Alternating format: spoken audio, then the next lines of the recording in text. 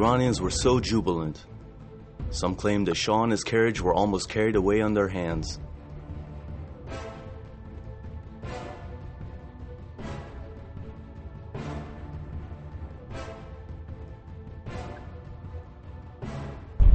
However, in his report to London, the British envoy, Sir Reader Bullard, downplayed it as the young Shah received a fairly spontaneous welcome on his first public appearance, possibly rather due to relief at the disappearance of his father than to public affection for himself.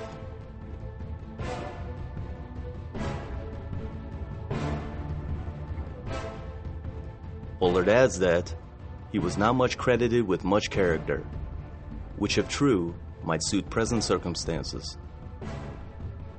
Bullard also adds, the present Shah, if unsuitable, could be got rid of later. In the meantime, it should be possible to prevent him from doing much harm. From the first day, Britain was suspicious about Mohammad Reza Shah and never trusted him afterward. They had reluctantly accepted him to be the king when their other plans to replace Reza Shah with Mohammad Reza Shah's young half-brother Abdul Reza didn't materialize. Due to the fear of public rejection, for the people wouldn't accept any replacement for the Shah but his crown prince. On September 21st, 1941, Mohammad Reza Shah declared that he had transferred to the state everything that he had gotten from his father. Everything but a country in turmoil, occupied by the Allies' forceful forces.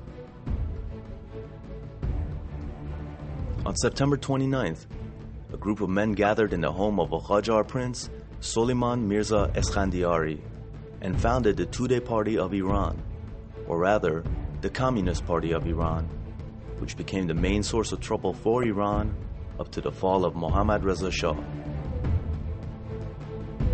Soviets in fact discouraged this group in fear of the Americans' dissatisfaction when they needed them while at war with Germany.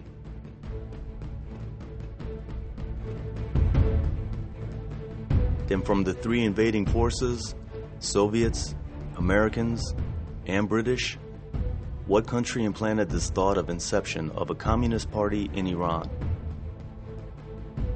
Answer: anyone. Reza Shah lived in forced exile like a prisoner in Mauritius, a place that looked like nothing but a prison, with British authorities rejecting his every request to travel to a more suitable place such as South America or America.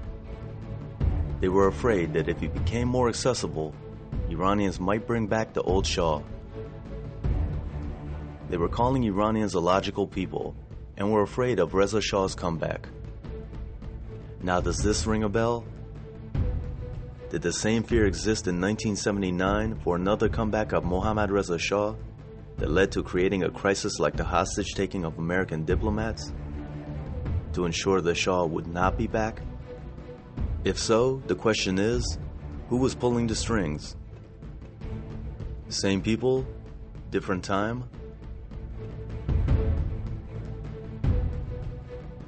While Monday morning quarterbacking seems to be a common practice for those who question the Shah's decision of leaving Iran in 1979, they should also understand that perhaps the Shah had to leave for the same reason Reza Shah felt he had to go. When Reza Shah realized that the game was declared over by the game masters, when the whole world became allied against Iran and left no choice for him but to go. Reza Shah left Iran hoping that the Allies, mainly Britain's animosity, was against him. And after his departure, they would spare his country.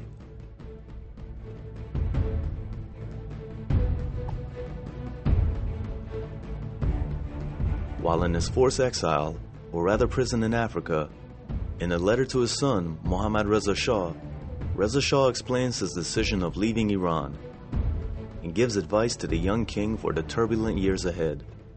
Reza Shah writes, "What happened was inevitable. For so long they had waited for this opportunity to invade Iran, and didn't hesitate for a second when they got that opportunity. I decided to leave just to prevent the disaster from getting worse for our country. I'm totally confident that if I had not left, more disaster and misery would have come to Iran. Even if I would have been killed, that process would have taken some time, and a country as weak and fragile as ours couldn't survive. My way, I believe, was the only alternative for survival of our country. No one may realize the ultimate reason behind my decision, but you know that I did what I did because I had sworn in front of Majlis, the Iranian people's representatives, not to spare any sacrifice to serve my country. Reza Shah advises the young Shah that, before, Iran had to deal with the two forces of Britain and Russia. Now that there are three of them with America joining, he must keep the balance in dealing with them, no matter what his emotions tell him. Reza Shah was hopeful that one day, when things settled, the legitimate grievances of Iran for the damages inflicted because of the Allies' invasion would be heard in a world court. One may wonder if the same concern and reasoning did not lead Mohammad Reza Shah in his decision to leave his homeland, a place so sacred to him that he had sacrificed all his life for it, hoping that his departure would spare his country from further damage and harm. Wasn't he sacrificing himself one last time for his country, Iran? Although the events that followed his departure proved he couldn't be more wrong. This time, the game masters did not commit the same mistake they did 37 years before.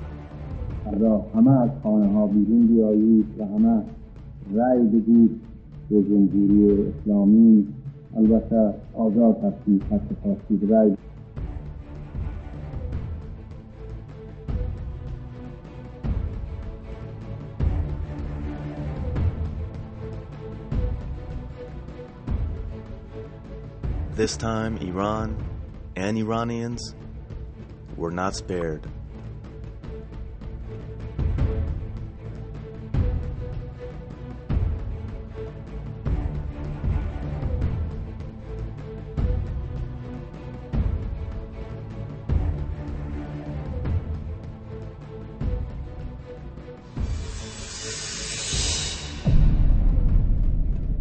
And this is what happened to that once island of stability.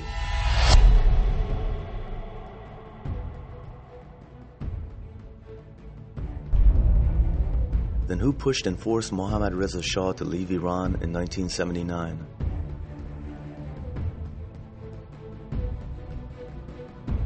Answer: anyone.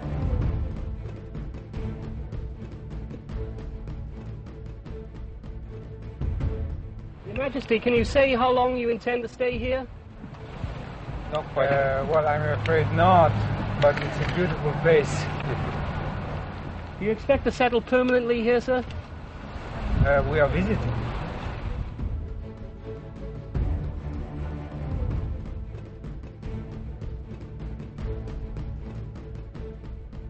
But I know one thing for sure, and that is throughout history. The military weakness of some countries has been always exploited by others. If just in imagination we believe that there was a plan, that there must be less oil offered to the world market in order to make the price of oil go up, one country should have been the one chosen for the sacrifice. Iran was producing 5,600,000 barrels per day. So in order to have a shortage of oil, in order to make the prices go up, with what I have heard about the two people connected with two oil companies and the consortium never really starting serious talk about placing in order to buy our oil. So it seems that the chosen country to drop its production of oil would have been mine. 2 people from what oil company? Well, I'm not naming them really because that would be something else. But from 2 different countries. 2 different countries, 2 different companies. But from which country? If you don't name the country. They happen to be an American company.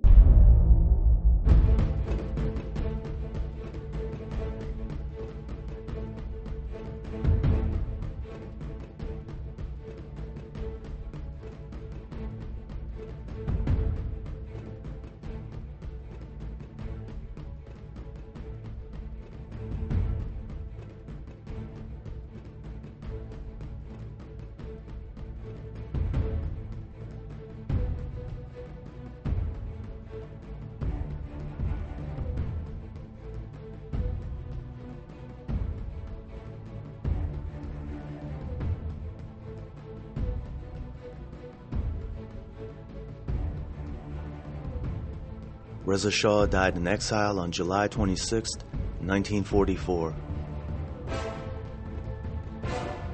Mohammad Reza Shah died in exile on July 27, 1980. Vous, à un moment ou à un autre, pensez qu'il allait falloir prendre un virage abrupt, éventuellement démissionner. Pour arriver à quoi?